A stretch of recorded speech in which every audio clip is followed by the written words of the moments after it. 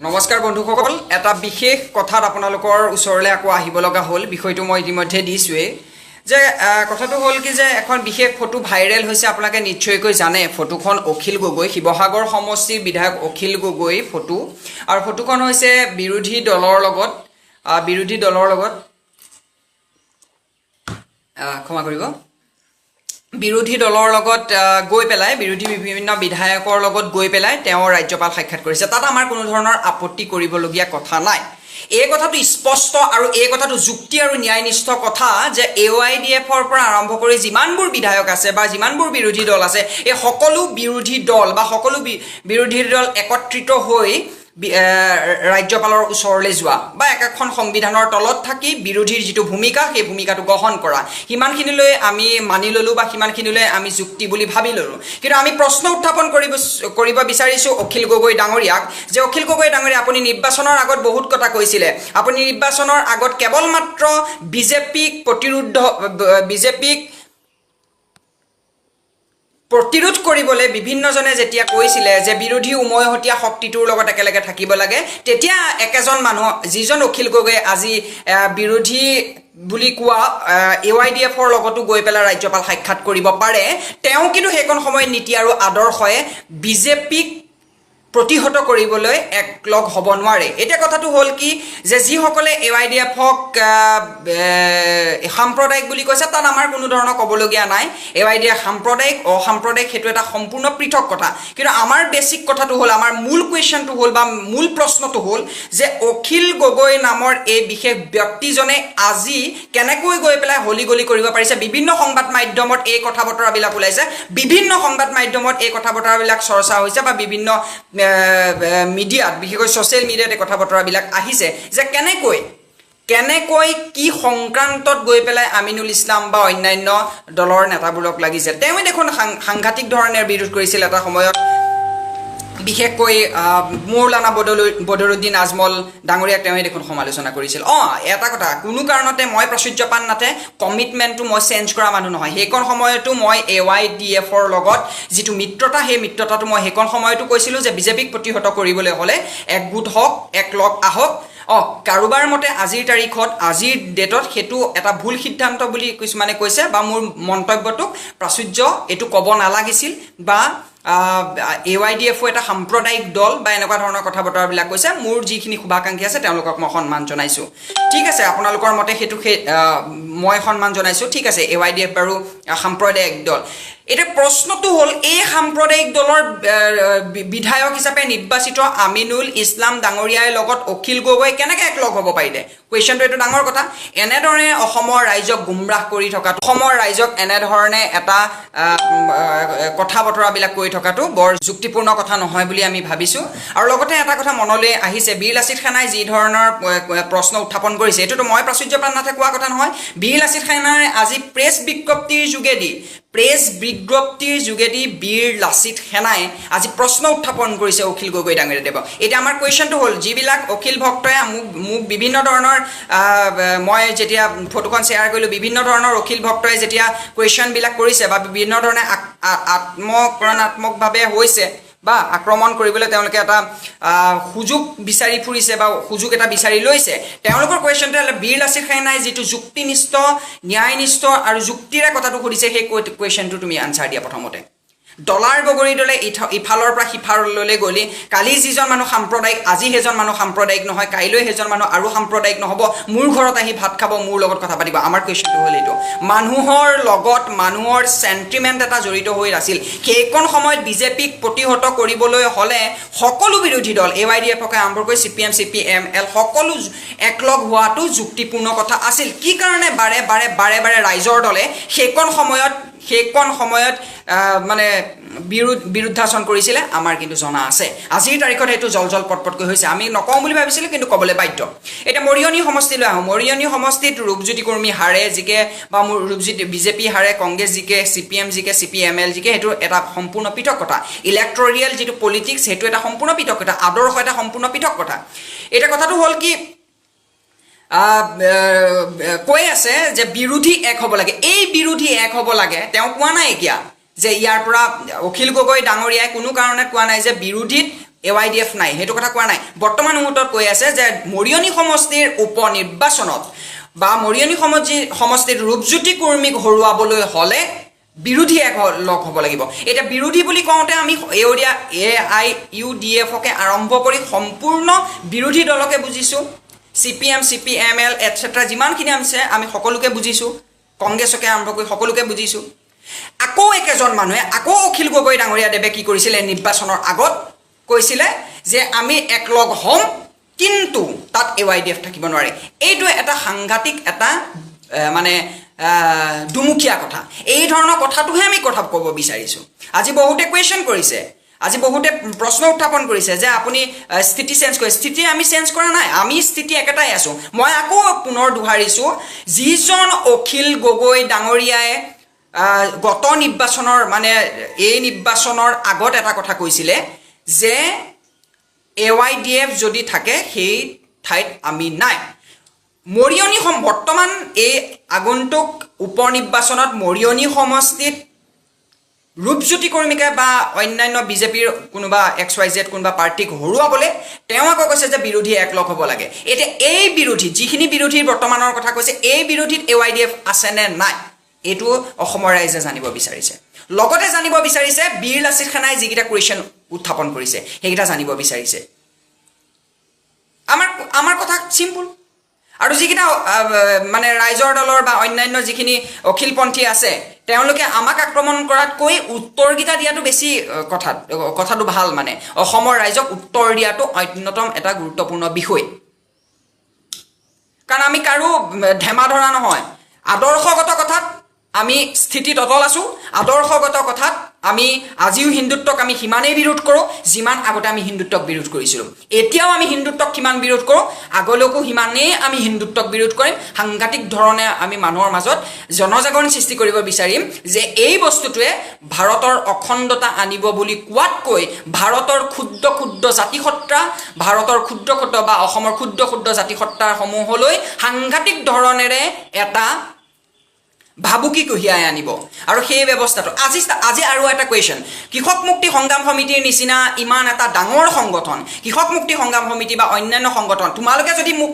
প্ৰশ্ন উত্থাপন কৰিব পাৰে তেতিয়াহ'লে কৃষক মুক্তিৰ লগত মোৰ ভাল সম্পৰ্ক আছিল আজি কৃষক মুক্তি সংগ্ৰাম সমিতি আৰু ছাত্ৰ মুক্তি সংগ্ৰাম সমিতি ৰাইজৰ দলৰ বহু সদস্যৰ লগত মোৰ ভাল সম্পৰ্ক আছিল সম্পৰ্কটো আপোনালোকে বেয়া কৰিছে গতিকে মোৰ ক'বলৈ কোনো আহে নাযায়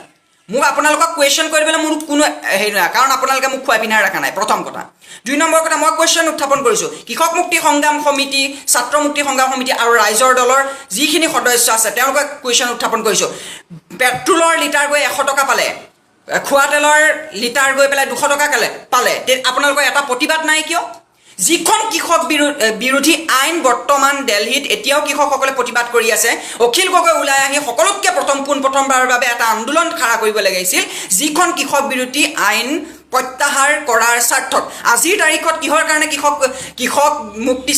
সংগ্ৰাম সমিতি আৰু অখিল গগৈ কিহৰ কাৰণে এইটো কৰা নাইকিয়া সেই কুৱেশ্যনটো কৰাৰ লগে লগে প্ৰাচুৰ্যপান্নাত বেয়া কিয় আজি কৰিব লাগিছিল সেইটো কথা আজি ওলাই আহিয়ে অখিল গগৈ ওলাই আহিয়ে জেলৰ পৰা কৰিব লাগিছিল আৰু এটা কথা আপোনালোকে কৈ থওঁ যে অখিল গগৈ আপোনালোকে আজিৰ তাৰিখত যে অখিল গগৈজন বাহিৰলৈ ওলাইছে তাত কিন্তু 1% হ'লেও প্ৰাচুৰ্যপান্নাথৰ অৱদান আছে কাৰণ সেইকণ সময়ত খুজি মাগি আমিও পইচা দি থৈছোঁ খুজি মাগিছোঁ নিজে দিব পৰা নাই কিন্তু বিভিন্নজনক এপ্ৰ'চ কৰিছোঁ যে আপোনালোকেও পাৰিলে কেইটকামান টকা দিয়ক বা নিজে ফেচবুক হোৱাটছআপত দিছোঁ কিন্তু এটা কথা আপোনালোকে যিধৰণে কৃষক মুক্তি সংগ্ৰাম সমিতি বা ৰাইজৰ দল বা ছাত্ৰ মুক্তি সংগ্ৰাম সমিতিৰ ছাত্ৰ নেতাসকলে যিধৰণে প্ৰাচুৰ্যপান্নাথৰ লগত লাগি ল'লে তেতিয়াহ'লে আমিও কিন্তু আপোনালোকৰ বিপক্ষে আজিৰ পৰা ষ্টেণ্ড দিম বুলি এইটো ঘোষণা পোনপটীয়াকৈ ৰাজহুৱাৰ পক্ষত কৈ দিলোঁ আপোনালোকে বুজাব লাগিছিল আপোনালোকে ক'ব লাগিছিলে কিহৰ কাৰণে আপোনালোকে কৰিলে কুৱেশ্যনকেইটা এনচাৰ দিয়ক ডেফিনেটলি এই কথাটো আকৌ এবাৰ কৈছোঁ যিজন অখিল গগৈয়ে ইলেকশ্যনৰ আগত AYDFক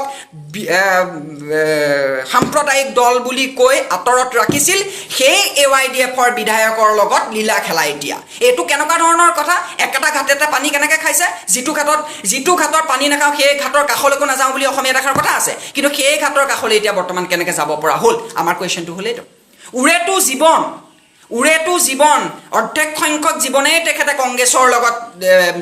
হেৰি কৰিছিলে কংগ্ৰেছেও তেখেতক কমখিনি কৰি থোৱা নাই জেলৰ ভিতৰত তেখেতক সোমোৱাই থোৱা নাছিলে কংগ্ৰেছে সেই কংগ্ৰেছৰ বিধায়কৰ লগত কেনেকৈ গ'ল, তেতিয়া আদৰ্শটো ক'ত থাকে, এইবোৰ কথা আমি ছ'চিয়েল মিডিয়াত নকওঁ বুলি ভাবোঁ, কিন্তু নোৱাৰোঁ মানে। যিহেতু আপোনালোকেও লাগি লৈছে তে আমিও লাগিলোঁ। আপোনালোকেতো নাভাবিব যে আমাৰ লগত মানুহ নাইকিয়া, আমাৰ লগতো মানুহ আছে। এই ধৰণৰ ভাবাত চিন্তা কৰাটো আপোনালোকৰ ভুল ধাৰণা। আমাৰো ডেফিনেটলি মানুহ আছে, আমিও ডেফিনেটলি মানুহৰ পাৱাৰতহে কথা কৈ আছোঁ, আমাৰ বেকতো নিশ্চয় কোনোবা আছে। চ' ডেট কথা বতৰাবিলাক তেনেকুৱা। যিটো কংগ্ৰেছ আজি আদৰ্শগত কথাত আপুনি লুৰিণজ্যোতি গগৈ বা অন্যান্য এই দলসমূহ আঞ্চলিকতাবাদী মানুহখিনিৰ লগত আপোনালোকে কথা বতৰা হ'ব লাগিছিলে। কংগ্ৰেছৰ লগত একলগ হ'ব পাৰে, আমুকৰ লগত একলগ হ'ব পাৰে, তাত আমাৰ আপত্তি কৰিবলগীয়া নাই। কিন্তু স্থিতাৱস্থাটো যেতিয়া কুৱেশ্যনটো কৰা হয় যে স্থিতাৱস্থাটো বাহাল থাকিব নে নাথাকে, বা তেওঁ আদৰ্শগত কথা বতৰাবিলাক যেতিয়া কুৱেশ্যন কৰা হয়, যেতিয়া কুৱেশ্যন কৰা হয় যে কৃষক মুক্তি সংগ্ৰাম সমিতিয়ে এখন আন্দোলন খাৰা কৰিব লাগিছে, যিখন আন্দোলনৰ যোগেদি খোৱা তেলৰ দামৰ পৰা আৰম্ভ কৰি অত্যাৱশ্যকীয় যিবোৰ বস্তু আছে সেই বস্তুবোৰৰ দাম যাতে কমে বা চৰকাৰখনে এটা কথা শুনে। এতিয়া চৰকাৰ প্ৰশাসনক সাংঘাতিক ধৰণে তেখেতে মানে বিৰোধেই কৰি থাকে। কালি এটা কথা সত্য, এইটো কথা বাস্তৱ আৰু যুক্তিসন্মত। কালি বহুতে মোক ইনবক্সত বহুতে মেছেজ দিছে, কি হ'ল স্থিতাৱস্থাটো বাহাল নাই তোমাৰ, বা তুমি কোনটো স্থিতিত আছে নাজানো। মই মুখ্যমন্ত্ৰী ডাঙৰীয়াদেৱৰ এটা পোষ্ট শ্বেয়াৰ কৰিছিলোঁ। আজিলৈকে হিমন্ত বিশ্ব শৰ্মাক মই সাংঘাতিক ধৰণে বিৰোধ কৰি আছোঁ, সাংঘাতিক ধৰণে তেখেতৰ কথা বতৰাবিলাকক মই সমালোচনা কৰি আছোঁ। কিন্তু এটা কথা সত্য, এটা কথা বাস্তৱ আৰু এটা কথা যুক্তিসন্মত কথা, যে যিটো সত্য যিটো ভাল সেইটো ক'বই লাগিব। আজি কুসংস্কাৰ, মোৰ যুঁজখনে হৈছে মোৰ ব্যক্তিগত যিখন যুঁজ, সেইখন কুসংস্কাৰ, অন্ধবিশ্বাস আৰু ধৰ্মান্ধ এই ধৰণৰ কথা বতৰাবিলাকক লৈ পেলাই মই লাগি আছোঁ। আপোনালোকে নিশ্চয়কৈ জানে, মোক যিসকলে জানে। এতিয়া কথাটো হ'ল, সেই যেতিয়া মই পোষ্টটো শ্বেয়াৰ কৰিলোঁ, মুখ্যমন্ত্ৰী ডাঙৰীয়াদেৱে বিৰুবালা ৰাভা নামৰ যিগৰাকী লেডি, আমি সকলোৱে জানো মহিলা, অসমৰ তেখেতে ডাইনী হত্যাৰ ওপৰত সাংঘাতিক ধৰণে কাম কৰিছে, পদ্মশ্ৰী। আৰু লগতে তেখেতে, মই তথ্যটো কিমান দূৰ সত্য নাজানো, তথাপিতো ছ'চিয়েল মিডিয়াৰ পৰা পাইছোঁ যে তেখেতে নোবেল বঁটাৰ বাবেও মনোনীত হৈছিল 2012 চনত। এই নোবেল বঁটাৰ নামৰ এই নোবেল বঁটালৈ মনোনীত হোৱা এইগৰাকী মানে তেখেতৰ নামো আহিছিল চৰ্চালৈ। এইগৰাকী সামাজিক নেত্ৰী বিৰুবালা ৰাভাক 1 লাখ টকাৰ চিকিৎসা প্ৰদান কৰিব বুলি যিটো পোষ্ট শ্বেয়াৰ কৰিছিল, সেই পোষ্টটো শ্বেয়াৰ কৰিলোঁ। কাৰণ ভাল কামটো ভাল, বেয়া কামটো কাম। ড্ৰাগছৰ ক্ষেত্ৰত এইখন চৰকাৰে ভাল কাম কৰিছে, সেইটো প্ৰশংসা দিবই লাগিব। হাজাৰ শত্ৰু হ'লেও সেইটো প্ৰশংসা দিব লাগিব। লগতে অবৈধ যিখিনি বেদখল আছে, বেদখলৰ ক্ষেত্ৰতো কৰিছে। তথাপিতো মই বিৰোধ কৰিছোঁ এইটো ক্ষেত্ৰত, কাৰণ বেদখল হোৱাৰ লগে লগে সেই মানুহখিনি পুনৰ সংস্থাপন বুলি এটা বস্তু আছে, পুনৰ সংস্থাপিত কৰিব লাগিব, সেইটোত কথা কৈছোঁ। লগতে এইখন চৰকাৰে 1 লাখ চাকৰি দিম বুলি কৈছে, নাজানো দিয়ে নে নিদিয়ে, নিদিলে বিৰোধ হ'ব, কিন্তু দিছে, শুভেচ্ছা জ্ঞাপন কৰিছোঁ। এটা কথাটো হ'ল কি, চৰকাৰখন আমাৰ সকলোৰে আদৰ্শটো, চৰকাৰখন যিটো দলৰ পৰা গঠিত হৈছে সেই দলটোত বিৰোধ কৰোঁ, বিজেপিক বিৰোধ কৰোঁ, বিজেপিক বিৰোধ কৰিম, আগলৈকো বিৰোধ কৰিম, RSSক বিৰোধ কৰোঁ, বিৰোধ কৰিছিলোঁ, আগলৈকো বিৰোধ কৰিম। কিন্তু চৰকাৰখনে কোনোবা এটা ভাল কাম কৰিছে, সেইটো আমি প্ৰশংসা কৰাটো উচিত। এতিয়া এনকাউণ্টাৰৰ ক্ষেত্ৰত কথাটো শুনিব দেই। এনকাউণ্টাৰৰ ক্ষেত্ৰত অখিল গগৈ ডাঙৰীয়াদেৱে কৈছে যে এইটো ভুল হৈছে। আমি ছাপোৰ্ট কৰিছোঁ, এইটো ভুল হৈছে। কাৰণ কোনোবা এজন মানে কেতিয়াবা ভুল নথকাকেও কোনোবা মানসিক অলপ বিকৃতি বা অন্যান্য কিবা কাৰণতো তেখেতে পলাবলৈ চেষ্টা কৰিব পাৰে, বা মানৱ অধিকাৰ বুলি এটা বস্তু আছে, সেই মানৱ অধিকাৰ যিটো ব্যৱস্থা, মানৱ অধিকাৰ যিটো চিন্তা, মানৱ অধিকাৰ চেতনাৰ কাৰণে এনকাউণ্টাৰটো আমি বিৰোধ কৰিছোঁ। কিন্তু লগতে এইটোও কথা হয়, যদি এজন পুলিচ বিষয়া, যদি এজন পুলিচ আৰক্ষী কৰ্মচাৰী বা আৰক্ষীক এজন নিয়োজিত কোনোবা এজন ব্যক্তিক যদি কোনোবা এজন অপৰাধীয়ে হত্যাৰ ভাবুকি দিয়ে বা হত্যা কৰিবলৈ উন্মাদ হৈ পৰে, তেতিয়াহ'লে তেওঁক এনকাউণ্টাৰ কৰিব লাগিব। দুই পক্ষৰ কথাটো, এইটো বিতৰ্কমূলক এটা কথা। মই প্ৰাচুৰ্যপান নাথে বা কোনোবা গগৈ, হাজৰিকা, কোনোবা শইকীয়া উপাধিৰ কোনোবা এজন মানুহে এইটো পটককৈ কৈ দিব পৰা নহয়। এইটো এটা খুব সাংঘাতিক ধৰণৰ বিতৰ্কৰ কথা, কিন্তু একেচোতে আমি কৈ পেলাব নোৱাৰোঁ যে এইটো নালাগে, এই ধৰণৰ এটা কথা। আৰু 2 নম্বৰ কথা, এই কথাটোত মই বাৰে বাৰে কওঁ যে চৰকাৰখন আমাৰ, চৰকাৰে পইচা পাতি যিমানখিনি পায় সেইখিনি মোৰ টেক্সৰ পৰা পায়। মই আগতেও কৈছিলোঁ, এই নিমখৰ মই বহুত ভিডিঅ'ত এইবোৰ কথা কওঁ, এই ক'লা নিমখটো মই খাই আছোঁ, এইটো কিনোতেও মই পইচা দিছোঁ। এই আচাৰটো খাইছোঁ, এই আচাৰটো কিনোতেও মই পইচা দিছোঁ। এই কলমটো লওঁতেও মই পইচা দিছোঁ। এই গ্লাছত থকা পানীখিনি খাওঁতেও মই পইচা দিছোঁ। প্ৰতিটো মুহূৰ্তত মই ৰাষ্ট্ৰযন্ত্ৰটোক টেক্স দি আছোঁ গতিকে ৰাষ্ট্ৰযন্ত্ৰক যোনে চলাব বা ৰাষ্ট্ৰখনক যোনে পৰিচালনা কৰা প্ৰতিখন চৰকাৰে আমাৰ নিজৰ চৰকাৰ কিন্তু এইটো কথা সত্য যেনেকৈ ভগত সিঙে কৈছে এই আজাদী জুঠা হে এনেকৈ যিটো এটা স্বাধীনতা জুঠা স্বাধীনতা সেই ধৰণে সেই চৰকাৰখনক আমি বিৰোধ কৰোঁ এতিয়া কুৱেশ্যনটো হ'ল কি যে আমি কিবা এটা যেতিয়া কথা কওঁ ছ'চিয়েল মিডিয়াত বা আমি কিবা এটা কথা কওঁ তেতিয়া সেইটো এটা সমালোচনা হ'ব লাগে এতিয়া বহুতে কয় যে প্ৰাচুৰ্যনাথৰ ব্যৱহাৰ বেয়া প্ৰাচুৰ্যনাথে বহুত স্লেম ৱৰ্ড ব্যৱহাৰ কৰে বা প্ৰাচুৰ্যনাথে খুব বেয়া ৱৰ্ড ব্যৱহাৰ কৰে হয় মোৰ খং উঠি যায় মই খুব আৱেগিক মানুহ অইনৰ নিচিনা ঢিলা ঢিলি লাল চেলাই থাকিব নোৱাৰোঁ হয় দাদা নমস্কাৰ আহক বহক পেপাৰ পঢ়ক মই কৰিব নোৱাৰোঁ ক্ষমা কৰিব গতিকে মোৰ টিঙিচকৈ খং উঠি যায় আৰু টিঙিচকৈ খং উঠিলে মোৰ বেয়া শব্দটো ওলাই যায় মই লগে লগে লিখি দিওঁ সেইকাৰণে কমেণ্টটো দিওঁতে ছ'চিয়েল মিডিয়াত কমেণ্টটো দিওঁতে ভদ্ৰ ভাষাৰে দিব লাগে যে দাদা আপুনি এইটো কিয় কৰিলে বা প্ৰাচুৰ্য তুমি এইটো কিয় কৰিবলগীয়া হ'ল এই মুহূৰ্তত মই ৰিপৰ্টাৰ অসমৰ দাস ছাৰক মই ধন্যবাদ জ্ঞাপন কৰিছোঁ অকণ আগতে তেখেতে এটা কমেণ্ট দিছে মোৰ পোষ্টটোত যে ক্ষমা কৰিব সকলোৱে মিলি বিৰোধী বুলি দিছে মই ছাৰক খুব সুন্দৰভাৱে এটা কমেণ্ট দিছোঁ আপোনালোকে চাব কিন্তু যিসকলে কেৱল মাত্ৰ কাজিয়া কৰিম বুলি আহে তেতিয়াহ'লে তেওঁলোকৰ লগতো কাজিয়া কৰাৰ মুড এটা আমি ৰাখিছোঁ প্ৰথম কথা তেওঁলোকৰ লগতো আমি কাজিয়া কৰিম কেৱল মাত্ৰ ইনচালভাৱে তুমি কথা কৈ থাকিবা আমি শুনি থাকিম গোটেই অসমৰ ঠিকাখিনি সকলো তোমালোককে দি থোৱা নাই জয় আই অসম জয় আই অসম জয় আই অসম যদি মোৰ কথাৰ মাজত মোৰ শুভাকাংক্ষীসকল মই সেইসকলক বাদ দি কৈছোঁ মোৰ শুভাকাংক্ষীসকলে যদি আঘাত পাইছে মনত যদি দুখ পাইছে আৰু মোৰ প্ৰকৃত শুভাকাংক্ষী যিসকলে মোক মেছেজটো মানে দিলে প্ৰাচুৰ্য ভালে আছা ক'ত আছা কি কথা খবৰ খাতি লয় তেওঁলোকক মই ধন্যবাদ জ্ঞাপন কৰিছোঁ কথাটো হ'ল কি কথা কাজিয়াখন মানে এই হেৰিখন দি আছোঁ গৰম উঠি গৈছে এইটো তো কথাটো হ'ল কি যে আমি অসমখনৰ উন্নতিৰ কাৰণে অসমৰ স্বাৰ্থত অসমৰ ভৱিষ্যতত অসমৰ জাতীয়তাবাদী শিবিৰটো পুনৰ উত্থান হ'বলৈ আমি একলগ হ'বই লাগিব আমি একলগ কৰিবই লাগিব আজি এটা বিশেষ গোটে অসমখনত কি ধৰণে শেষ কৰিব বিচাৰিছে আপোনালোকে নিশ্চয়কৈ জানে আমাৰ ভাষা সংকটত আমাৰ জাতি সংকটত আমিবোৰ কেৱল মাত্ৰ আজি বীৰ লাচিত সেনাই হওক নিস্বাৰ্থভাৱে আজি লাগি আছে এই দলটোৱে অসমীয়া যুৱ ছাত্ৰ সন্মিলনে নিস্বাৰ্থভাৱে লাগি আছে বা অন্যান্য দলসমূহে নিস্বাৰ্থভাৱে লাগি আছে তো আমাৰ কথাটো হ'ল কি আমি এখন পতাকাৰ তললৈ আহিব লাগে আজি অসম জাতীয় পৰিষদৰ লুৰিণজ্যোতি গগৈদেৱক বা অন্যান্যসকলে ভূমিকা কি ধৰণে গ্ৰহণ কৰিব উপ নিৰ্বাচনবোৰত বা অন্যান্য বিষয়বোৰত কি ধৰণে নিৰ্বাচনৰ বিষয়বোৰক ক'ব লাগে সেই ধৰণৰ কথা বতৰাবিলাক আহিব লাগে আৰু এটা সিদ্ধান্তলৈ আহিব লাগে এই সিদ্ধান্তটোৰ যোগেদি অসমৰ জাতীয় চেতনা অসমৰ জাতীয় চিন্তা যাতে সুৰক্ষিত হৈ থাকিব পাৰে এইখিনিয়ে কথা বতৰা আৰু সকলোলৈকে হেৰি কৰিছোঁ অকণমান মানে কেতিয়াবা খং উঠি যায় অইনটো কথা নহয় খুব আৱেগিক মানুহবিলাকৰ খুব পটককৈ খং উঠে আচলতে এইটো কথা হয় আৰু বেয়া চা নাপাব আৰু ক'লোঁ অলপ এই পোৱালি মাৰিম কাটিমকৈ কেলৈ আছ তই লাইভত আছোঁ সকলোকে ধন্যবাদ জ্ঞাপন কৰিছোঁ মোৰ শুভাকাংক্ষীসকলক যিসকলে ৰাতিকৈ আকৌ মেছেজ কৰিব ক'ব দাদা বেয়া পাইছোঁ ভাইটি বেয়া পাইছোঁ বা আমুক বেয়া পাইছোঁ তেওঁলোকৰ ওচৰত মই চিৰকৃতজ্ঞ আৰু আমি সামাজিক মানুহ প্ৰতিটো কথাতে মাত মাতিম কোনো প্ৰত্যক্ষ ৰাজনৈতিক ব্যৱস্থাটোত কোনোদিন নাহোঁ কোনোদিন নাথাকোঁ কিন্তু আদৰ্শগত কথা বতৰাবিলাক সকলোৰে লগত আছোঁ আৰু সামাজিক কাম কৰিছোঁ আপোনালোকৰ লগত আছোঁ এইখিনিয়ে ক'বলগীয়া যদি ভুল হয় দেখাই দিব ফোন কৰিব মোৰ ফোন নাম্বাৰটো হৈছে 7002034689